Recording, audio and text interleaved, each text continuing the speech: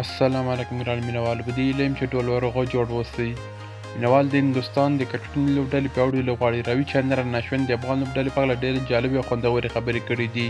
نو په دغه ویډیو کې به مینوال ستاسو د اشون د خبرو په اړه معلومات درکړم چې د افغان لوبډلې په اړه کړي دي.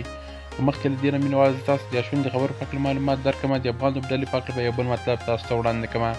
هغه دا مینوال چې افغان کرکټ لوبډله له دوبۍ څخه بنګلادیش هېواد ته لاړه ترڅو له بنګلادیش هېواد سره 500 ورځې اوډیای او 200 ورځې لوبې ترسره کړي. یادول وړ د مینوال چې د افغانستان او بنګلادیش لوبډلو ترمنځ به لومړی 3 ونډې لوبې ترسره کیږي چې لومړی یو ورځنۍ لوبه مینوال د راتلونکي چهارشنبې په ورځ د غرمې 12 بجې ترسره کیږي. اوس به راشم ګرانو مینوال زه به تاسو د اشون د خبرو په اړه معلومات درکړم چې د افغان لوبډلې په اړه کړي ولې.